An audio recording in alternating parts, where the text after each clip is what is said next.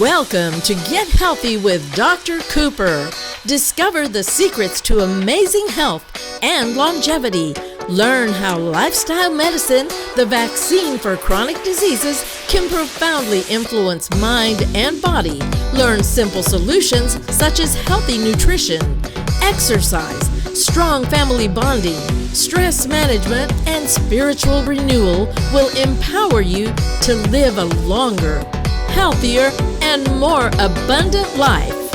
And now, here's Dr. Donna Cooper. In our show today, I have a very good friend of mine, Dr. Jerry Tamayo. Welcome, Doc. Thank you so much.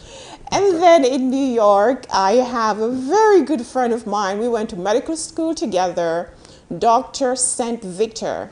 So, Dr. Jerry Tamayo, I was listening to you on another program this week, and you had some fascinating information to share that I think is very timely. And that's one of the reasons that I asked you to join me today, so we can talk a little bit about what the society needs to do in order to stay healthy. Now, there's plan of opening up communities, but I'm not sure if we're ready for that. But I'm going to open up to you in a minute.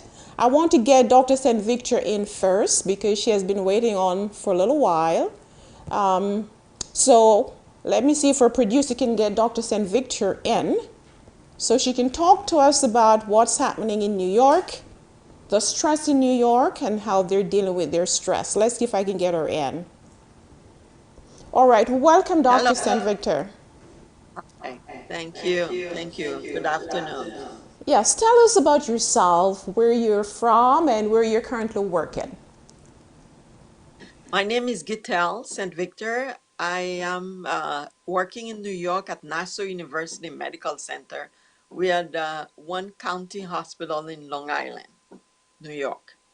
And I know that you've had a lot of COVID-19 patients there. Tell us a little bit about the impact that has had on your hospital.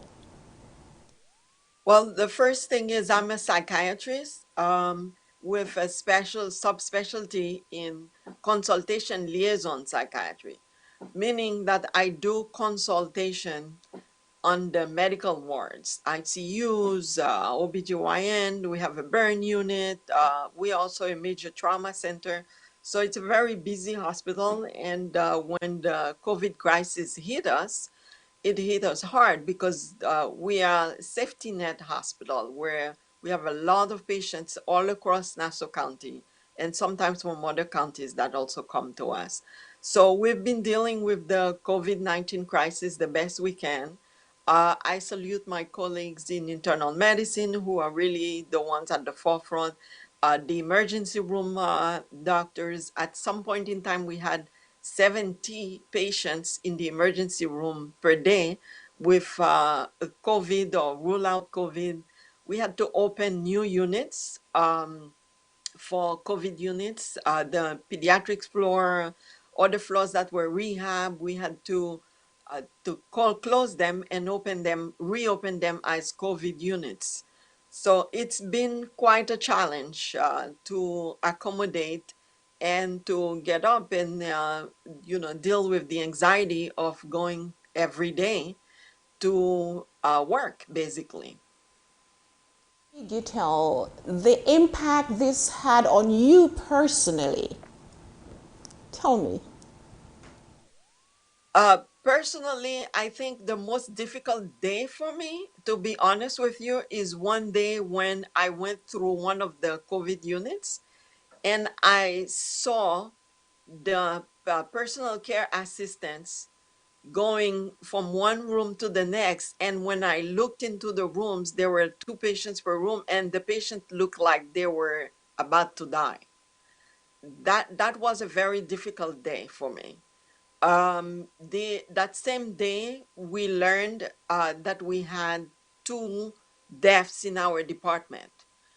One was the day before, the following one the day after. So I was driving home and I was driving in tears because those were people that I worked with, that I knew, And it was difficult and hard to think of them as dead now because of this COVID-19 virus. And tell me, one of the things that I noticed that's happening is that people are dying alone because of the physical isolation. How do you address that to the families that have lost loved ones that they could not go to be with in this trying time? So it's been a challenge for the medicine teams uh, because families are calling non-stop, Donna, non-stop. You can imagine that the nurses are dealing with patients who we have codes all the time, or the commuter phone all the time overhead says code blue, code blue, code blue. So this is a source of anxiety for us, for them who are caring for the patients, and for everybody. Even one of my patients told me, at night, you have to give me something to sleep because when I hear the code blue, I know it's somebody who is dying. So the phones have been ringing all the time. Family members are concerned, and we try to do our best to explain to them what is going on. They want to speak to their loved one. So when that loved one is about to die, we start seeing, when I say we, I'm talking mostly about people caring directly for them, the internists. So when they start seeing that the patient is starting to desaturate and there's a code that, or the patient is not breathing, their breathing is labored, so then they start calling the family and explain this is what's going on. Now, tell me, there are a lot of people that are unemployed. We have about 23 million people that have already applied for unemployment. Some people have not applied. People are at home, they've never been at home before. We're told that spousal abuses are increasing, child abuse is increasing. How do you address that? What do you have to say to those people who are probably experiencing this negative effect from the COVID-19 disease? So one of the things that I'm thinking as you're speaking about all of this abuse going on is people who, we have to remember one thing, people who have pre-morbid conditions, or pre-morbid psychiatric conditions, they are going to decompensate during this time. For example, somebody who has the anxiety disorder is going to become more anxious. There's a possibility, if you had depression before, suicide attempt before, if you had schizophrenia before, if you had a mental illness before, it's probably more likely for that person to decompensate during this time because that person is much more vulnerable. They have a vulnerable brain. So we are telling people, number one is do a routine. There are certain things that you have to establish as a routine. Every day you have to, if you're confined, you're at home, you have to follow your routine. It's a new normal for us. We're not used to this. This is a new virus, and also our lives are new. So we have to establish routine. Eat well, sleep well. Don't spend the whole day sleeping at irregular hours. Establish a routine where you can, if you can go out to take a walk. If you cannot, be exposed to the sunlight, which is very beneficial for you. Stay near a window for 2 hours a day. Do not sleep at hours that are irregular. If you are used to sleep at 11 o'clock, go to bed at 11 o'clock.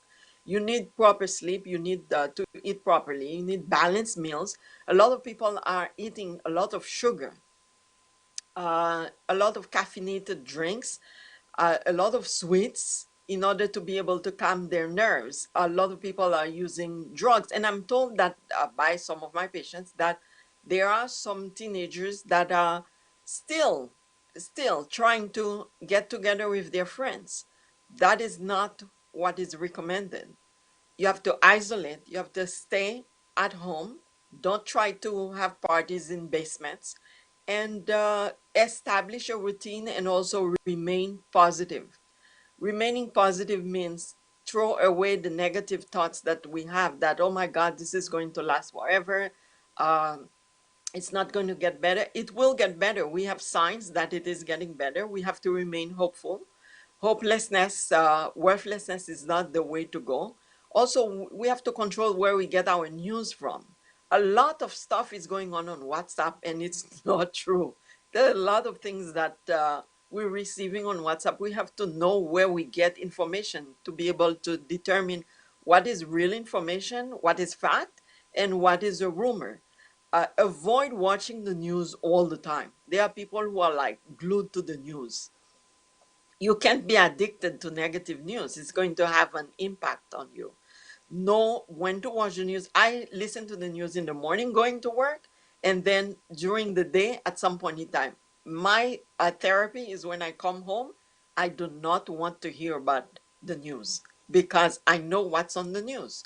So all of these things are helpful tips as well. Support each other. If you have children that you're caring for, elderly that you're caring for, you have to support them. Make sure medications are filled ahead of time. Just on Friday, somebody told me that, oh, I don't have medication for the next 2 weeks. Well, we have to check your medication and see if it's starting to decrease. This is now the time. Don't wait until you're on the last two pills and then you're running to the pharmacy. Dr. Tamayo, of course, Dr. St. Victor has been speaking about the emotional effect that this COVID virus, COVID-19 disease has had on the society. Anxiety, stress, hopelessness. What do you have to share with our audience and how to cope with COVID-19 disease? You know, coping has been an important tool as we face this challenge. And as you mentioned about our talk with Dr. Chance the other day, and I talked about resilience.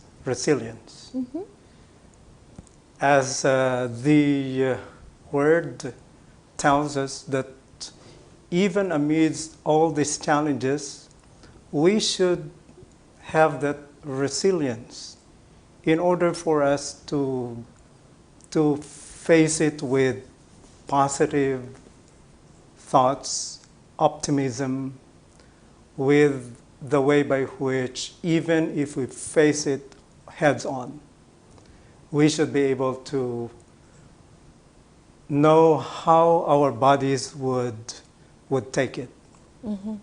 So it means that we don't deal with the problem in a way that we could break. So we have a way by which the body is able to cope. That's right. Of course, with the as we know that the body is able to respond quickly, so that's the first one, quick response, and then we have a long-term response. So if we have, for example, quick response, it comes by surprise, and that our sympathetic nervous system would kick in. So there are immediate stress hormones that would kick in, as we know. Basically, this is our adrenaline or noradrenaline, and these are the hormones that would allow us to quickly respond. Right. And if we say quickly respond, we are not actually speaking of seconds. In fact, they come in milliseconds, and that the body is endowed of that, so that we are ready for a fight and flight mechanism. But then, after which we are faced with this situation, since it has been prolonged for such a time, it has been, I don't know, if it is more than 2 months, right? It's more than 2 months, actually. It has been more than 2 months. Yes. And people are dying in just a very short time. And you mentioned about 2.3 million all over the world, and it's not easy to take. True. Yes, but then, as we know that this should pass, it will come to pass. Right. But yet, we are facing this challenge head heads on, and that we look beyond. Let's look beyond. Let's have that resilience, as we know. So I have here that we have first to rehearse our life's purpose and meaning. Mm-hmm. Now, why am I here? Why am I facing this challenge in life? And so, if we recall that there must be a special purpose while these things are happening, maybe it's time for us to look inside ourselves. For example, we may fear because we are not sure that our bodies could take it.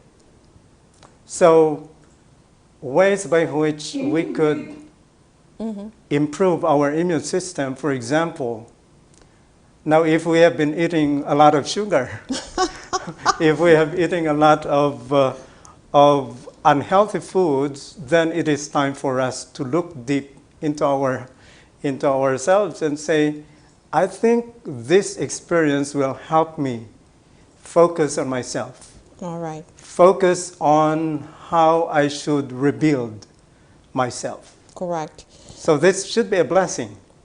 We're just here talking about coping mechanism for this COVID-19. We do know that most people know already that it's a respiratory virus, comes with fever, chills, body ache, sore throat, sneezing, cough, shortness of breath. There might be unusual symptoms like abdominal pain, diarrhea, and of course, severe fatigue, muscle aches. And we do know that 80% of people with the disease will have mild symptoms. Another 20% will probably end up in the hospital, but 10% might be in the ICU. We are essentially at the peak of the pandemic. We want to go down slowly. We don't want to have another spike as what happened in 1918 Spanish flu pandemic, where 50 million people die. A lot of young people believe that they're young, they have strong immune system, it's not going to happen to them, but we see everybody dying. So we want you to be careful. Be careful, do the isolation, social isolation, wear the face covering if you have to go out of the house. Wash your hands thoroughly for at least 20 seconds. Clean or sanitize surfaces and be careful. But yet we can build your immune system. There's certain steps that you can take to be physically strong and emotionally strong. Now, Dr. St. Victor was just on, and she discussed hopelessness. We don't want you to feel hopeless. We do believe that a merry heart is medicine.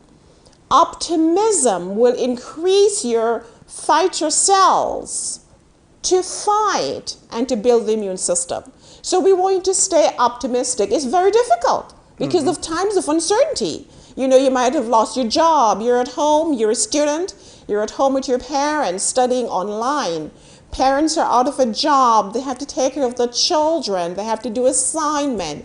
All these uncertainties and these changes that we don't really want, this is what's happening. And as I mentioned, for me, myself, initially I was stressed. I was actually stressed because I lost my routine. And I had to think about my employees, the business, my children, the family. But yet, resilience. And as Dr. Tamaya said, we have to be resilient. What is resilience? Resilience is like an elastic band. And when you stretch that band with all the stressors, that band has the ability to go back to its original state. That is resilience. That is what we want for you to have. You don't have to feel hopeless because this too will pass. No need to be hopeless. All right, doctor, is there anything else before we go back to Dr. St. Victor? Yes. So I could see here while people are facing this challenge, I could see that there are people who are all actually bonding together. Yes. Yes, families coming together, and if they had problems in the past, they try to mend. Yes, yes. And I could see even in my home country, in the Philippines, people are helping each other. Nice. And it should be an opportunity to help. And even just a little bit of help that we could extend to others, this is actually therapeutic. I agree. Yes. I So agree. it's not just having the optimistic attitude, but it is also giving yourself for the others who are even who may have some misfortune.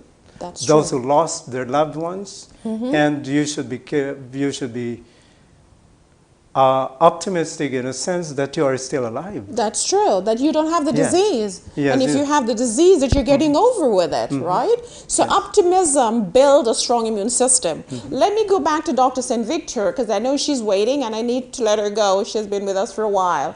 Dr. St. Victor, I'm going to get you back in the conversation as you continue to guide us on how we can stay positive in order to build a stronger immune system and to cope, because we know that it is going to go. This too shall pass. Where is Dr. St. Victor? We're going to get her in. Doctor, any messages that you want to leave with people that are feeling hopeless? They're stressed. They don't know what to do. I would say if you're confined, you're at home, you need to remain connected. Don't isolate yourself. Yes, you are in isolation, you are in confinement. In other words, you need to have someone that you connect with every day. And you also may be responsible for children. You may be responsible for older adults. If you're not responsible for anyone and you are alone at home, you have a friend. Remain connected. Share with others. And one important thing that I would say is really important to share is positive stories. You and the other doctor, you just mentioned, the word resilience, the capacity, the ability to bounce back after stressful moments, stressful periods like this that we're living in. Share positive stories. I hear a lot of negative stories. Oh, this one died. Do you hear that this person died? Oh, this is what's happening now. We need to share positive stories. There are a lot of people who are recovering, who are doing well. We know people who were intubated in the hospital and they are back home. This is exciting, very positive story. We need to share what is positive, not only negative things. The negative things, we have to throw them away, because in psychiatry, we have something that is called cognitive behavioral therapy, where our cognition, we have to learn to control, make them positive, and then your behavior changes because your thoughts are positive. Don't realize that your thoughts, your emotion drive your health. Because when there's a stress, then the cerebral cortex will then stimulate the hypothalamus, which stimulates the pituitary gland, and then we start having neurotransmitters, hormonal response, the adrenaline, the cortisol. All these will be elevated to fight, to put us in a state of alertness, to either flee or fight. Now, if we are continuously being stressed, then these hormones will stay elevated. Then the blood pressure will rise, blood sugar will rise. We'll have anti-inflammatory responses to our joints and our muscles. We start having fatigue and pain. These are negative emotions that will drive the way we behave and drive our poor health. So we have to try to be positive, disconnect from the negative news. One thing, meditate is another thing. Pray, cultivate positive thoughts. And of course, we have to continue with a healthy lifestyle. All these factors are important, and I know it's very difficult to tell someone to be positive when they just lost their job or somebody just died and they weren't there. But as you mentioned, hopelessness is not good for our health, and we have to realize that this will pass. It's not going to be here forever. we have to maintain the physical distancing, maintain healthy universal precaution. And I know that will suppress the replication of the virus and we will become healthier. Dr. St. Victor, is there anything else you want to say? I'm going to let you go. You've been with me for about an hour now.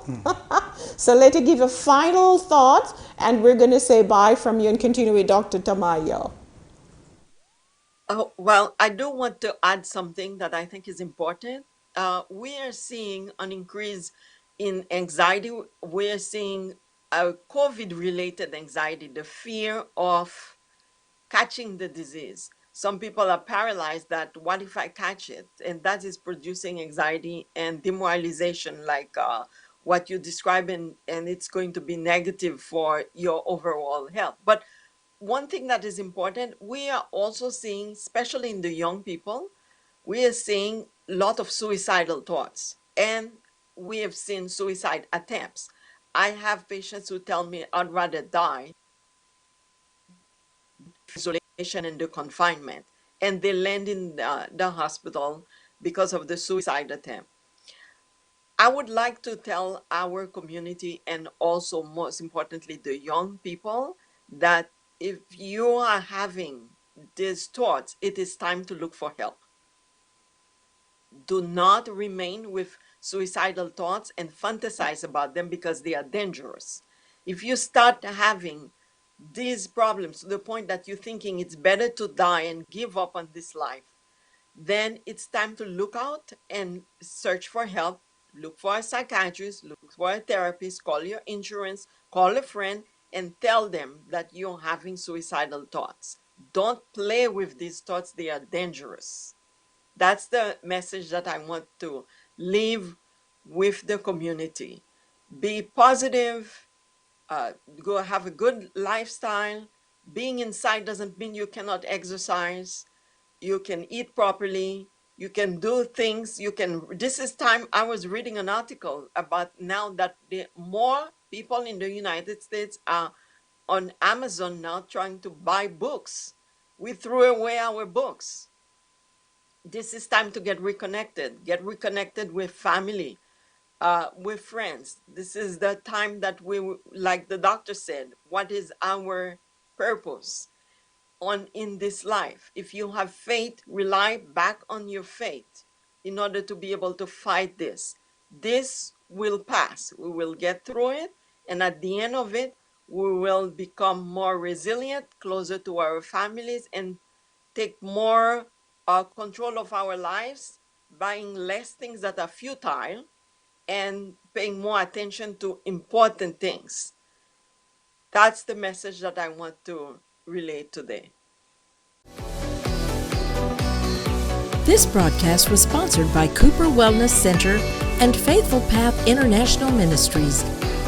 For more information on how to become a patient or a sponsor, please contact us at 1-844-343-8935 or visit our website www.cooperwellnesscenter.com.